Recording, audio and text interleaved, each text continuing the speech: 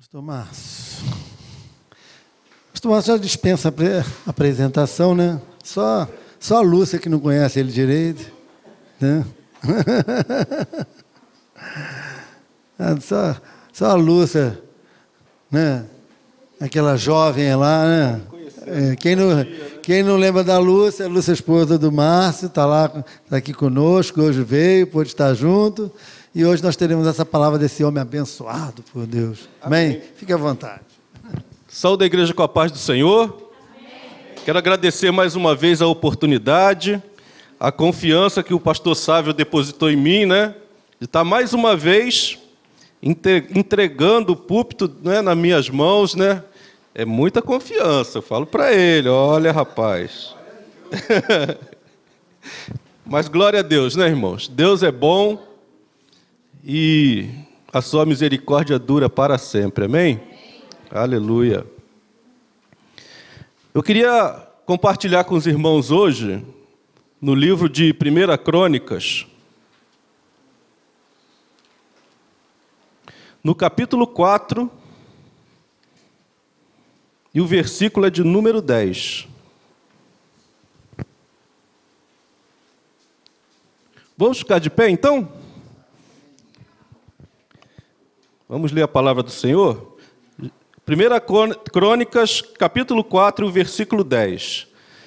Diz assim: Jabes invocou a Deus de Israel, dizendo: Ó, tomara que me abençoes e me alargue as fronteiras, que seja comigo a tua mão e me preserves do mal, de modo que não me sobrevenha aflição. E Deus lhe concedeu o que tinha pedido. Amém? Vamos curvar nossas cabeças mais uma vez? Senhor Deus, nosso Pai, ainda, Senhor, na Tua presença, Senhor, nós queremos pedir, Senhor, que Tu fique conosco, Pai. Que Tu, neste momento, Senhor, possa me envolver, Senhor, com a Tua unção, Senhor, e usar, Senhor, o Teu servo para falar de Ti, Senhor, para trazer essa mensagem nesta noite, Pai. Então, Senhor, que eu venha, Senhor, a diminuir, Tu venha crescer em mim, Senhor. Que Tu fale pelos meus lábios agora, em nome de Jesus. Amém. Podeis assentar, igreja.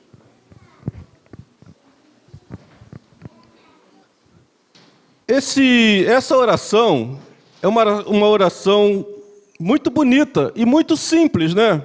A oração de Jabes. Alguém já conhecia essa oração? Amém? A igreja já conhecia? Alguns já conhecem, né? Mas o que eu acho mais interessante nessa oração é que ela está inserida num livro e num momento, né, que não tem muito a ver essa oração estar aqui nesse lugar. O livro de Crônicas, do capítulo 1 até o capítulo 9, eu vou confessar para os irmãos, é muito chato. É muito chato de ler. Eu sinceramente, eu passei batido aqui, né, várias vezes e nunca reparava essa oração, porque eu não lia, porque trata da genealogia, né, daquelas pessoas lá, daquelas tribos, e vai falando que fulano gerou Beltrano, que gerou Ciclano, que gerou não sei quem, e vai gerando, e já haja paciência, né? Então a gente sempre pula lá para depois do 9, aí lá no 10 começa a ficar mais legal, né, que são os valentes de Davi, uma história bonita, uma história bacana, e a gente pula lá para o 10 e segue do 10 em diante.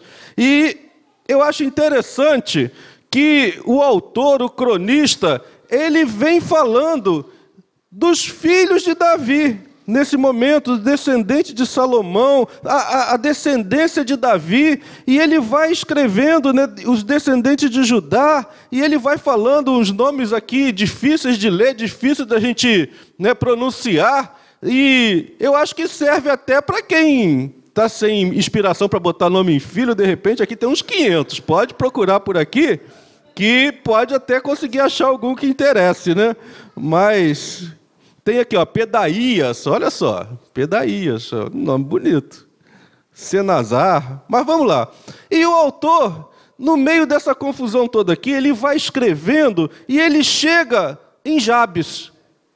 E ele quebra essa sequência, quebra, né? E aquela lógica, né, de fulano gerou Beltrano, que gerou Ciclano, que foi por aí afora, e fala assim: Jabes foi o mais ilustre entre os seus irmãos. Olha só que coisa interessante, né? Ele quebra, ele para tudo que ele está fazendo, porque ele fala assim: de Jabes eu preciso falar alguma coisa. Eu preciso falar sobre Jabes, eu preciso registrar aqui, para que a posteridade fique sabendo, para que no futuro as pessoas se inspirem em Jabes. E foi por isso que o Espírito Santo permitiu que o cronista parasse a sua sequência lógica, racional aqui, para falar um pouquinho de Jabes. E ele gasta 2 versículos para falar de Jabes, e nunca mais nós vamos ouvir falar de Jabes na Bíblia. Então, ele começa falando que Jabes foi o mais ilustre do que seus irmãos. Ele conseguiu se destacar, ele conseguiu, né, se sobressair. E nós queremos saber por quê. Por que Jabes conseguiu e por que o cronista parou tudo o que ele estava fazendo para falar de Jabes. E o versículo 9, que é o antes do que nós lemos hoje, ele vai dar algumas pistas sobre Jabes. Ele vai nos falar, por exemplo, que Jabes a mãe de Jabes teve um parto difícil, né? Porque fala aqui: sua mãe chamou-lhe Jabes, dizendo: porque com dores dei à luz. Então foi um parto difícil, e talvez uma gestação complicada, e talvez outras questões, né, que envolveram aquela gravidez sentimental. Talvez era um filho indesejado, talvez o esposo tivesse ido embora. Eu sei que Jabes foi uma gestação difícil e com dores a mãe de Jabes deu à luz. E o nome Jabes quer dizer literalmente dor. Então a mãe fez questão de colocar esse nome nesse menino para ela, toda vez que olhar para ele, lembrar que ele fez ela sofrer. Esse nascimento não foi um nascimento desejado, não foi um nascimento planejado, não foi uma coisa que era bem-vinda. E ela colocou Jabes, dor. Agora você imagina o dia a dia dessa criança, na escola. Como é seu nome? Primeiro dia de aula, seu nome? Todo mundo falando o nome: José, Rafael, só nome bonito. Ele: dor. Pô, deve ter sido aquela gargalhada total, né? Imagina a cabeça dessa criança. Como essa criança cresceu frustrada, introvertida, né? Medrosa. E Jabes foi crescendo assim, porque o texto fala que Jabes, ele nasceu num momento difícil. E o nome Jabes significa dor, um nome até de mau agouro, né? Um nome que não é um nome feliz, não representa, não significa que aquela criança foi desejada, que aquela criança foi esperada, que aquela criança teve, no momento do nascimento, uma festa. Muito pelo contrário. Aquela criança recebeu um nome para marcar pela vida toda: dor. Toda vez que ele pronunciar o nome dele, ele vai lembrar que ele nasceu, mas causando muitas dores. Mas Jabes faz algo que muda, porque o texto fala que ele foi o mais ilustre do que todos os seus irmãos. E com certeza Deus quer falar conosco nessa noite sobre o que Jabes fez. O Espírito Santo quer ministrar conosco sobre essa palavra, a oração de Jabes. Porque Jabes não fez nada de diferente, nada de especial do que nós fazemos todos os dias, do que nós viemos fazer hoje, nós já fizemos hoje. Jabes orou. E essa oração, diz o texto aqui, né, no final do versículo 10, e Deus lhe concedeu tudo o que tinha pedido. Então, qual é o segredo numa oração tão simples, né? O que tem de especial nessa oração que, para chamar a atenção de Deus, para mudar a história de um homem que tinha tudo para dar errado na vida dele, já começando pelo nome, já começando pelo seu nascimento, pela sua infância, pela sua vida marcada por uma tragédia logo no nascimento. E ele recebeu as bênçãos do Senhor através de uma oração. Jabes invocou o Deus de Israel e disse: se efetivamente me abençoares, se tu, meu Deus, me abençoar, tu aumentarás o meu território. A tua mão estará comigo, me preservará do mal e minha dor terá fim. A confiança, e o texto diz, e Deus lhe concedeu o que tinha pedido. 4 pedidos apenas, mas sinceros, nobres, de todo o coração, de toda a intensidade. Jabes, ele não tinha outra escolha, ele não tinha outra saída, ele era um fracassado, era um zero à esquerda, todo mundo que não queria ficar perto de Jabes, porque o nome dele não era um nome bom, lembravam uma situação ruim, né? E as pessoas fugiam, afastavam-se de Jabes, e Jabes faz uma oração: oxalá que me abençoes, aleluia. Mas, à primeira vista, não parece um pedido egoísta? Parece, né? Que Deus me abençoe. Será que Deus quer que a gente faça orações egoístas? Será que é isso? Né? Pode ser que Deus quer que a gente seja mais egoísta nas nossas orações? Não. Mas Deus quer que nós sejamos verdadeiros, que nós sejamos espontâneos e que nós sejamos ousados. Ousadia Ele quer. Nós precisamos ser ousados. E Ele orou pedindo uma bênção. Jabes falou: Senhor, eu preciso que tu me abençoe, mas que me abençoe muito. Eu preciso muito ser abençoado. Isso é ousadia. Não é egoísmo, é ousadia. Pai, por favor, me abençoa, mas me abençoa muito, Pai, me abençoa muito. E o Senhor ouviu a oração dele. E nós precisamos entender agora o significado de bênção. Bênção é algo que nós não merecemos. Nós recebemos imerecidamente. Jabes sabia que ele era um ser humano, um pecador, falho, mas ele teve ousadia de chegar diante do Criador de todas as coisas e falar: Pai, eu preciso que tu me abençoe muito, que tu mude a minha história, que tu vire o meu cativeiro. Eu preciso, Pai. E agora você observa que ele disse que precisa. Tomara que o Senhor me abençoe muito. Mas ele não impôs condições para Deus. Vocês repararam? Ele não colocou condições para Deus. Ele não disse: Senhor, eu preciso que tu me abençoe com 10 milhões. Eu preciso que tu me abençoe com uma prole de filhos. Eu preciso que tu me abençoe, né, num negócio que eu vou abrir aqui. Jabes coloca-se inteiramente na mão do Senhor.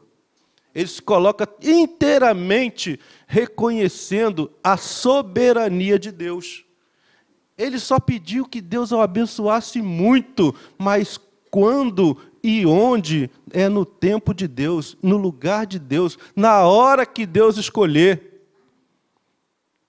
Então nós começamos a entrar dentro da oração de Jabes e absorver coisas numa pequena sentença: que o Senhor me abençoe muito, mas da maneira que Ele quiser, porque tudo que vem de Deus é bom. A riqueza que Deus te dá, ela é boa. Tudo que Deus te dá é excelente, é coisa boa. Em Provérbios, capítulo 10, versículo 22, diz que a bênção do Senhor é a base da verdadeira riqueza.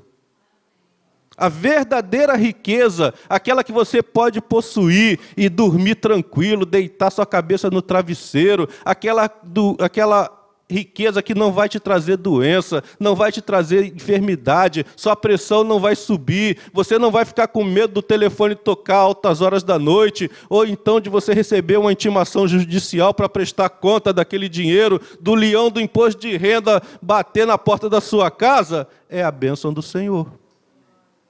A bênção do Senhor é a verdadeira riqueza, é aquela riqueza que ninguém pode tirar, que o mundo não pode tirar, o inimigo não pode tocar.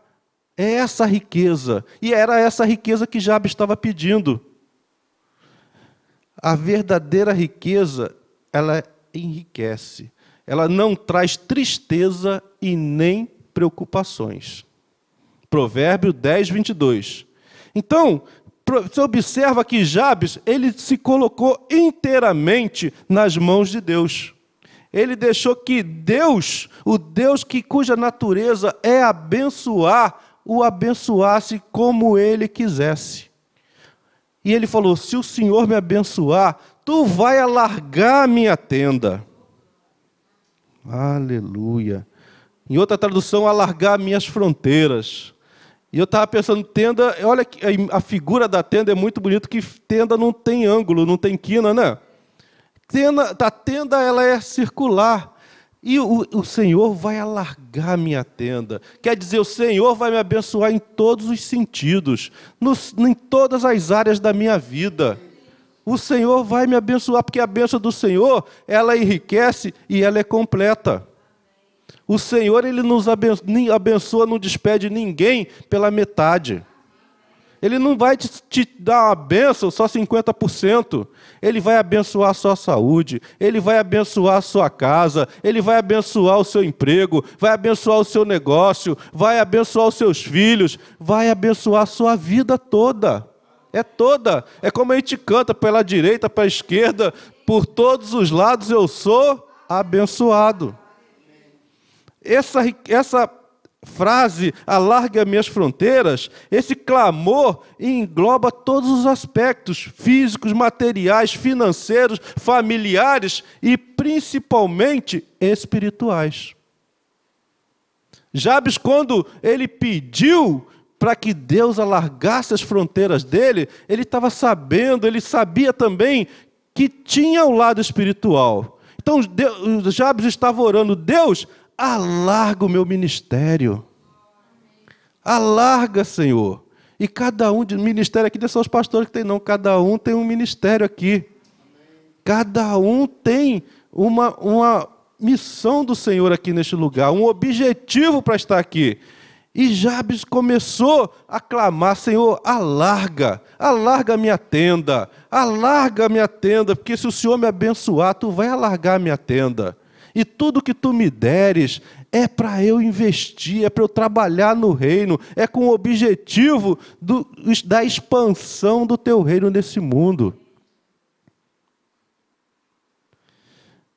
E ele começou, eu acredito que Jabes começou pela fé, ver a sua tenda expandir. Começou a ver a sua vida financeira crescer. Começou a ver a prosperidade. Começou a ver que Deus tinha preparado uma esposa linda para ele, filhos maravilhosos, porque naquela época ter muitos filhos era sinal de poder, era sinal da presença de Deus na vida dele. Uma tenda naquela época, uma tenda grande, uma tenda espaçosa, era sinal da presença de Deus na vida de um homem. Sinal que Deus era com ele, com o seu trabalho, com o fruto do seu trabalho, e a prosperidade na vida dele era sinal da presença de Deus. E Jabes começou a ver aquela tenda linda, cheia de gente entrando, criança correndo, e tudo que ele tinha direito. E Jabes começou a ver o ministério dele também frutificar, pessoas aceitando o Deus dele, pelo testemunho dele, pela vida, Jabes começou a ver uma transformação de um homem que era tímido, que era acanhado, que era, era debochado nas ruas, se era motivo de piada, o seu nome era motivo de piada, e Jabes começou a ver o fruto da oração já naquele momento que ele estava pedindo. E eu creio que Jabes fala assim: Senhor, que a tua mão seja comigo. Jabes começou a compreender que ele sozinho não poderia caminhar. E Jabes começou a entender que quando as fronteiras começam a alargar, as tarefas também são proporcionais. Quando a sua fronteira começa a alargar, as suas preocupações dobram. As responsabilidades, as pessoas são colocadas na sua mão para você liderar. E o Jabes falou: Senhor, que a tua mão seja comigo, porque eu não sou capaz de liderar. Eu sou tímido. Eu sou uma pessoa acanhada. Eu fui uma pessoa que cresceu, né, de cabeça baixa. Então, se o Senhor não for na frente, abrindo caminho, abrindo as portas, colocando as palavras na minha boca, enchendo-me na hora de falar, como eu vou pregar? Como eu vou falar?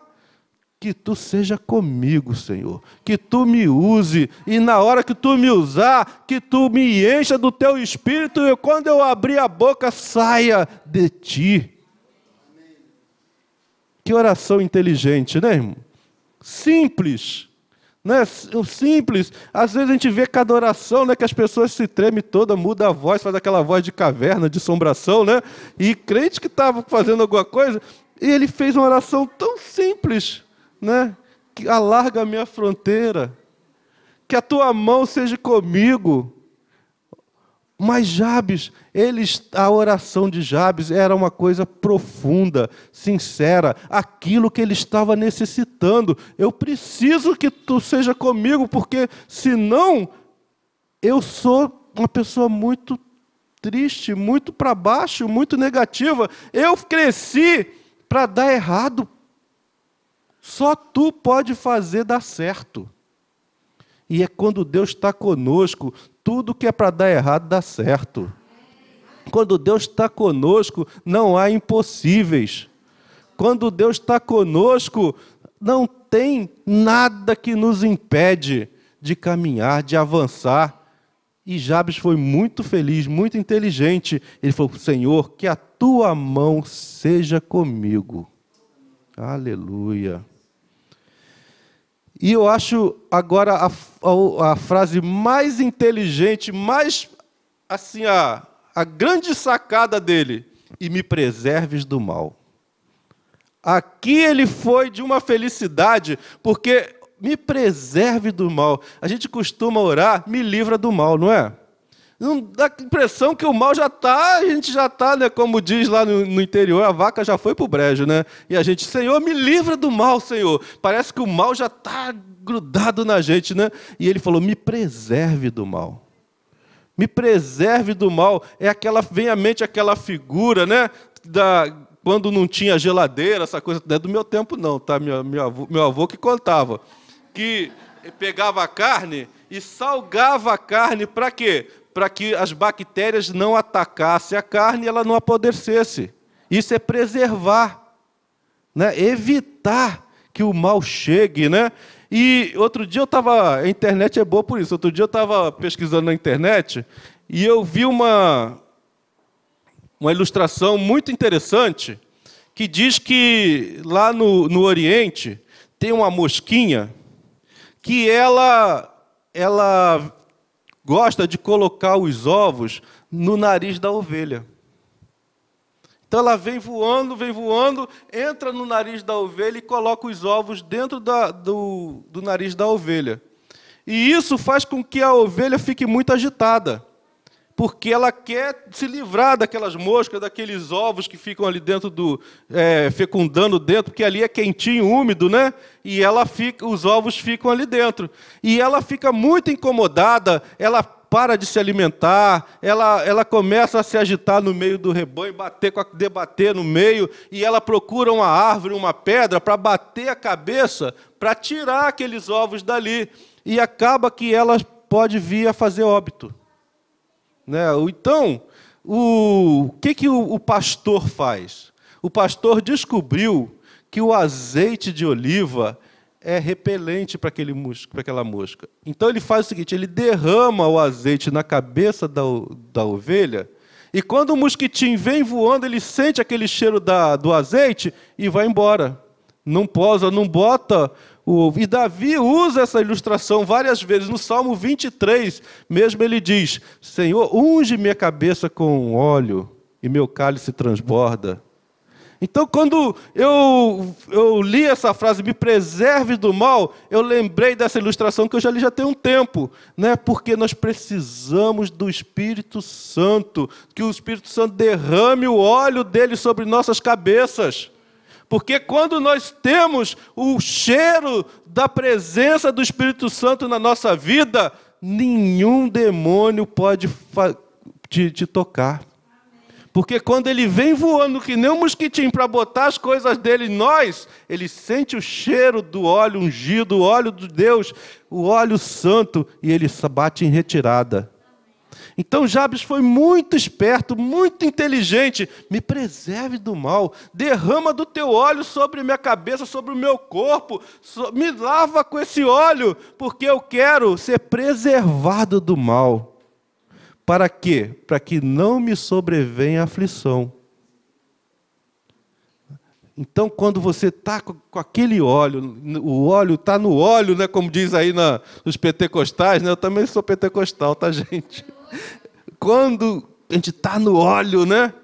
A gente está ali na graça mesmo, nenhum ataque do inimigo prospera na tua vida.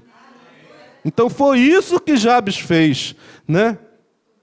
Me preserva do mal, porque o Senhor está me abençoando, está me fazendo grande, está me fazendo, né, me fazendo ter sucesso em todas as áreas da minha vida. Eu posso ser tentado a me vingar daqueles que falavam de mim, daqueles que, né, que zombavam de mim, né? Eu posso ser tentado. Me livra, me preserva desse mal.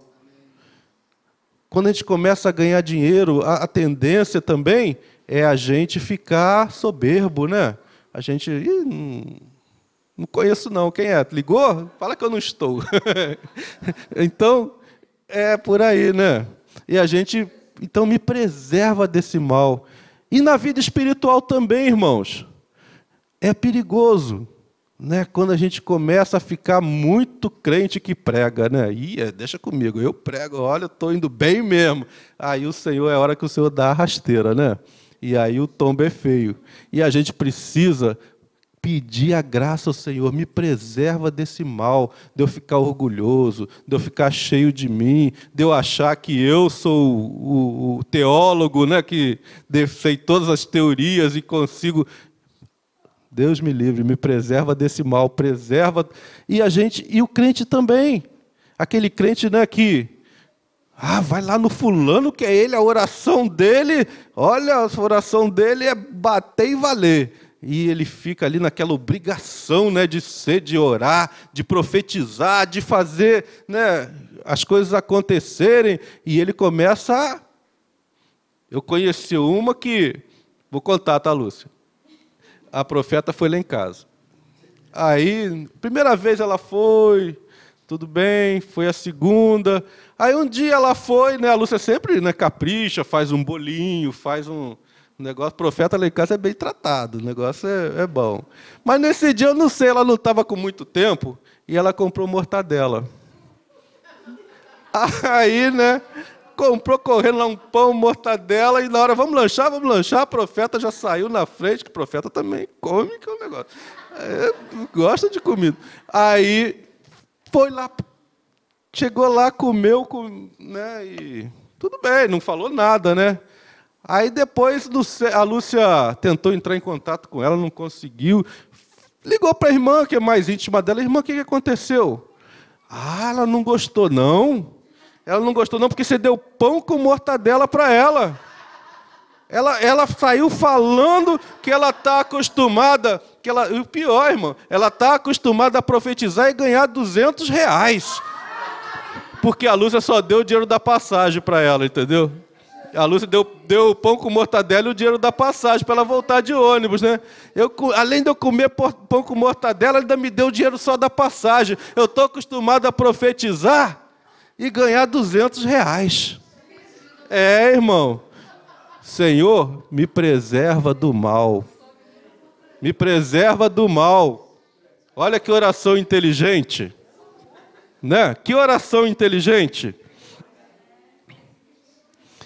Então, irmãos, uma oração simples, mas sincera, ousada, verdadeira. Ele falou o que ele estava precisando, o que ele queria. E o Senhor ouviu a oração de Jabes.